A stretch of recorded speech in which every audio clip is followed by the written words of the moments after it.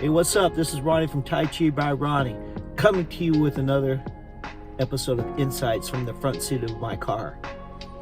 This episode is titled Scallops and Divots. Scallops and Divots. Now, you guys all know what a scallop is, right? Scallop is like a shell. You know, like the Shell station, gas station, that shell. And divots are, you know, if you go golfing and you swing and you hit and a little piece of the ground come up and you got a little spot there, that's a divot. So you got scallops and divots. You'll see later why I named this episode Scallops and Divots. We're going to come back to that. I recall at my last series of Tai Chi classes, I overheard a group of people in the corner talking about shoes. One woman said, "Hey, these shoes. I don't like these shoes I'm wearing today because they grip the floor too much. They don't slide on the floor. They grip it too much, and I need to get a pair of those Tai Chi shoes that you can slide on the ground, you know." And so, you know, I kind of thought about that for a sec. Now, in the Yang style that I teach, that I learned, I'm not saying this for all styles of Tai Chi because everybody does it differently, but the style that I learned was you don't actually slide your foot on the ground. You have two pivot points on when you make your turn. Either it's the heel or it's the toe, depending on what's the next movement. Either you're pivoting on your heel, you're pivoting on a toe. You're definitely not, in my style, you're definitely not dragging the foot on the ground.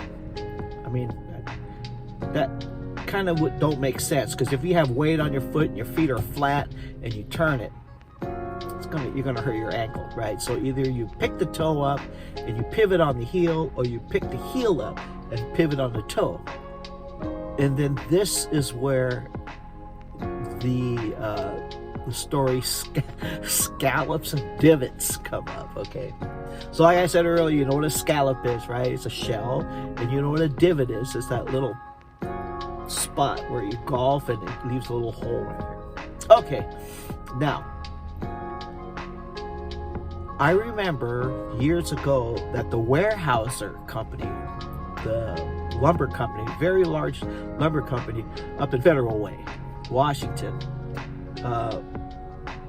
called me and wanted information on how to get me to teach Tai Chi to their corporate office, right? The corporate office, their corporate office in Federal Way. You know, if you guys are familiar with the Weyerhaeuser Corporation, they have that building in Federal Way. It ain't there anymore, but you can see it from the I-5. It's that building with the grass growing over it. It's a really cool building. Anyway, they wanted me to teach Tai Chi there. I'm like, okay. So, you know, I taught a Tai Chi class there, and actually they had me teach it at a place called the Bonsai Garden. And the Bonsai Garden was a really nice place. It was bonsai. It was a garden. It was covered, and it was pea gravel, and they had all these bonsai trees there, and it was nice, man. You can go there and check it out. Well, they wanted me to teach Tai Chi there early in the morning, right? Which was cool. And, 8 o'clock in the morning, I go out there, and we would teach my Tai Chi class in the corporate office. It was really nice. And I remember one day I did a class early in the morning, and after the class, after everybody left, I kind of gathered all my stuff up, class materials and all that stuff, and I was getting ready to leave the place when I noticed, I looked over where everybody was, where we were practicing underneath that cover. On the pea gravel, I noticed scallops. I noticed fanning in the ground, like people's feet were like scraping the ground and making a scallop, a shell design in the pea gravel. I'm like, wow, that's crazy. Let's check, So, I kind of thought about that. So the next week, I had that same class, and we did the class, but this time I kind of was aware of what's going on with the people's feet, and then I heard it. I heard scraping going, the pea gravel moving in the ground, and then after that class, I noticed the scallops there, all on the ground. So the next class, I came back and I told my people, the students, that in this style of Tai Chi, I noticed the scallops in the ground. But in this style of Tai Chi, there cannot be scallops, because that means you're dragging your foot on the ground, which makes a scallop design, but it's, in our style of Tai Chi, is incorrect, because you're dragging the foot on the ground. You must see a divot on the ground, because the pivot points are either your heel. When you pivot on your heel, it will make a divot, or you pivot on your toe, it will make a divot. In this style of Tai Chi, we don't do scallops.